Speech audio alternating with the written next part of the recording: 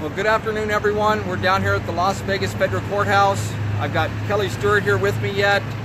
We've been sitting in court all morning. Court is over with for the day. We got finished early. We have you a few updates on the jurors that were selected today. So we officially have a seated juror. So we'll mention this a couple of times, but one thing, we do not have court on Monday. Court will resume on Tuesday, when the jurors will be given their instructions, and we'll start hopefully with opening arguments. I'll let Kelli start here with some of the interesting facts of the day. So one thing that stood out to me today that I thought was starting us off a little bit on the wrong foot, or on the unfavorable foot with the judge, is that there was a juror number 66 that had already made up in her mind that these defendants were guilty, and she actually put that in her juror questionnaire, and she made it all the way through until this morning. And what is so unfortunate about how long they kept her is that the defense team had to use one of their 8 strikes to get rid of her. When Ryan Bundy brought up multiple times that she had already shown a bias, when the judge said she didn't feel that was the case, Ryan went and read her questionnaire, and it said, have you already made up an opinion in this case?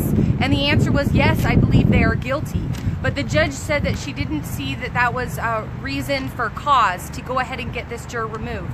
So at the end of the day, with all of the jurors seated, just keep in mind that the defense team had to use many of their strikes for jurors that really shouldn't have even still been on the case. And that kind of starts them off on uneven playing field from the prosecution, because they should have been able to reserve those strikes for people that they had a concern about, not somebody who was already saying that these defendants were guilty. And we argued that this multiple times. It wasn't one thing that was just out of the ordinary. We argued it yesterday multiple times. Ryan Bundy and Ryan Payne's attorney both argued it, and even Philpott joined in with it. And they argued this multiple times about the bias, and even read what the juror actually stated. It's obvious in sitting in there that sometimes the bias of the judge somewhat shows over in this, and she plays for the prosecutor multiple times, and it's not fair. If one of the other jurors mentioned, for instance, that they found these guys that they didn't think they was guilty, they was stricken right away. This juror said she felt they were guilty already, that Cliven should be paying the taxes. She also worked for the Review Journal here, and her husband did. Her son's also a correctional officer. So there was a lot of bias there. We did eventually get her removed, but the part is that we had to use a resource that we shouldn't have had to use to strike her in another type of hearing. So juror number 3 was a juror that we wanted to keep, and that's one of the reasons why this juror number 66 was so important. She should have been removed.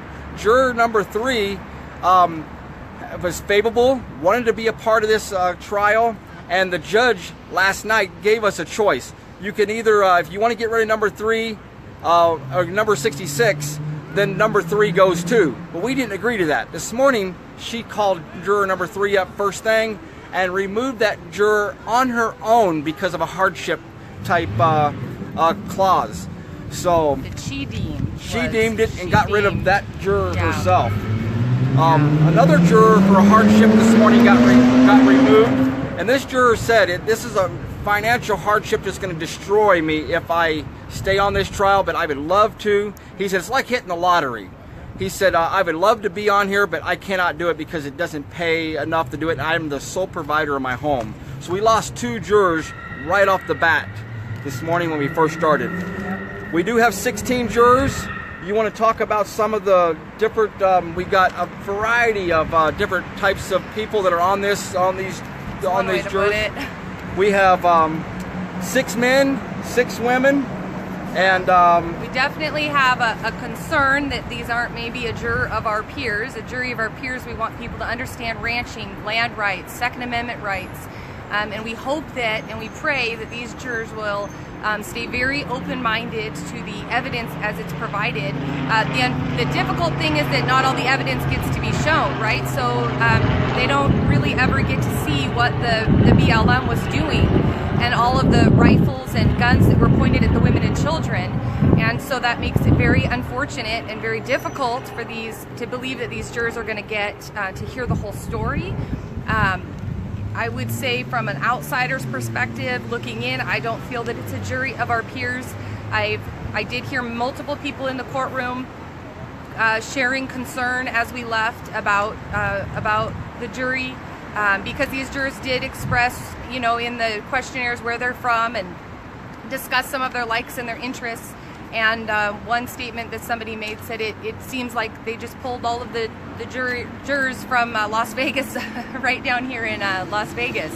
So, you know, even though that could be the case, we're just going to keep praying that the defense, that everybody takes a stand, and that the defense really gets to share their side of the story. Right now it's half and half with women. I think as far as nationalities go, it's definitely more minorities. But we're just going to pray that they give these guys the benefit of the doubt, and that they, you know, really listen to the story and really listen to the evidence provided. Now we have court again tomorrow. It starts again at 8:30 in the morning. We'll have court till about noon. The judge wants to have a short day tomorrow again. It will not be with the jurors there. This will be an evidential hearing and some other motions that are being heard again tomorrow. We might be in Monday, but right now it looks like there's no court on Monday at this point. The jurors will not be back until Tuesday morning, and that's when we will resume this case officially back here in the courtroom. One thing I noticed when I was sitting there in the courtroom is that there were, remember, this is 4 defendants facing trial, and they each have their attorneys sitting next to them. As far as the presence of law enforcement, there were 13 U.S. Marshals in court today surrounding us. 3 FBI agents and 1 BLM agent, and of course they all sit in the front row or they surround the guys, but it is very intense in there. Just their very presence makes you very nervous and uncomfortable to sit in there. And when the guys move at all, I mean like just move their body from one side to the next, the marshals stand in front of them and they really do mean mug them. I mean, they are staring at them, their arms are all crossed, they're right up in their faces. And, you know, I just don't see how they believe that this could be a fair trial when you're intimidated by the people standing around you. I also don't understand why the U.S. Marshals are allowed to hear the conversations between the defendants and their attorneys. They really don't need to stand a foot away to guarantee these men aren't going to do anything. These are nonviolent men. They didn't harm anybody at the standoff. They don't have criminal records of harming anybody. So 13 United States Marshals, and that was just in the courtroom. Keep in mind there's 2 or 3 right outside the door. There's 5 or 6 Homeland Security down here at all times during the day. So when they start throwing around numbers of how much it costs to try these individuals, you need to understand that they're intentionally keeping the budget so high that just that number in and of itself upsets the public. When they say how much money of taxpaying dollars went to try these individuals, sometimes I think the public is upset that they didn't get a guilty verdict just because of how much money was spent. And I think that is very intentional, and they are the ones raising the budget. They are the ones raising the threat level in the courtroom, and it's just completely unnecessary with who these people are. And even the transportation. I don't know if you can hear some of the helicopters above us right now. Anytime we get done with court and they go to transport the guys, 2 to 3 helicopters start buzzing around here, scoping the area, and then close to a dozen highway patrolmen, sheriff, local law enforcement escort these guys with their lights on all the way back to Henderson at high rate speeds. They don't stop for anybody. They don't stop for red lights, stop signs. And we got a helicopter again over us right now because the transportation's about to take place here shortly. So it's a lot of expense for the taxpayers just getting these guys back and forth to court. And it's very unnecessary expense. The 2 helicopters circle at opposite sides until the defendants are ready to leave, and then they follow them all the way to the prison. Ammon said yesterday that it was rush hour traffic, and that they were driving on the side of the freeway because they don't want to have to stop, and sirens are going, and it's just this big production as though they have these hardened criminals inside. And it just goes to show how the government, how the prosecution views people who speak out against them, or who are willing to stand and defend their rights and defend their families. It shows how huge of a threat that is to the government. These aren't rapists and murderers we're talking about. These are principled men who really want the Constitution upheld and want to make sure that nobody dies. That's who these men are. They want to show up and protect people who could be in harm's way, and these are the resources being spent on making them look like hardened criminals. So I guess a couple of our last announcements again real quick is there is court tomorrow for about a half a day from 8:30 in the morning till noon. It should be over with all these motions. There's possibly we will be back in court Monday, but most likely not. It just depends on what happens tomorrow.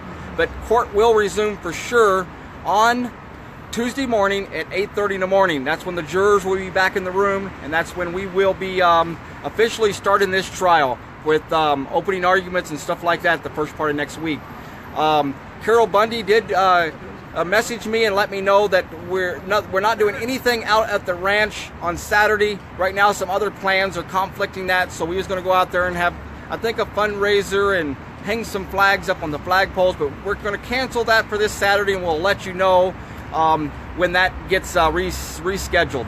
But yeah, no court on Monday. The judge has made a dark day for Monday, maybe for filing and getting prepared for, I see Tara Lee asking there, for Tuesday morning. So the lawyers are wanting a little bit of time to prepare. So no court on Monday, just on Tuesday, Wednesday, and Thursday of next week. So 3 days of court, and then that's what we know as of right now, unless something else happens. So Lisa did a post yesterday, and she had stated that this trial is planning to go all the way through February. So if you can plan your trip accordingly and try to stagger it out and come down to support as much as you can. I know it encourages everybody when there's, even the jurors, I think, when there's people in the public watching this.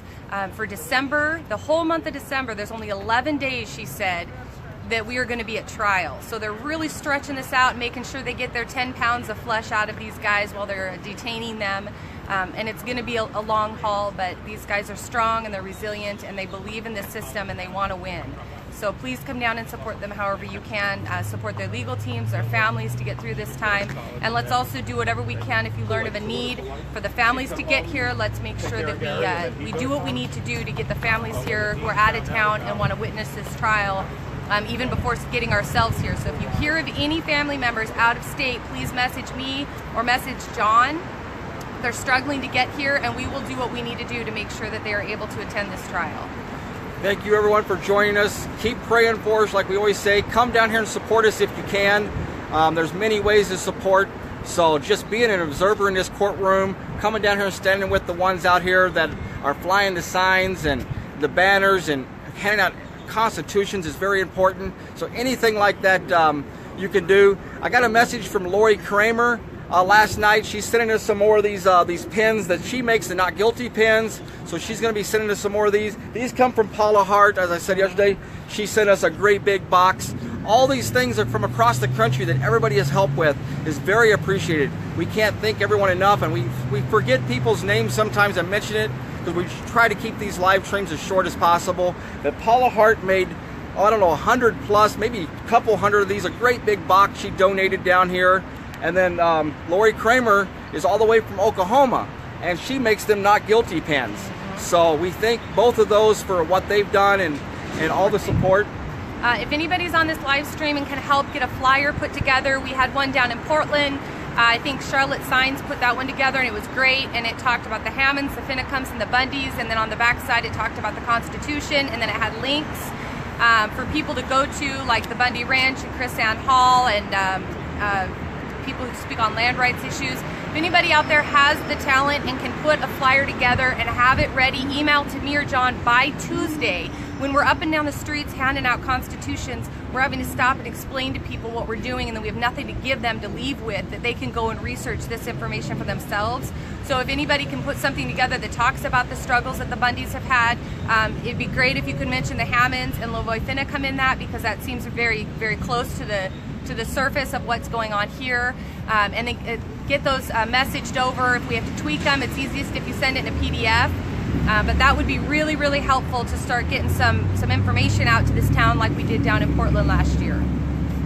Well, I guess that's all for today, everyone. Thanks again for joining us. God bless, and keep praying for us.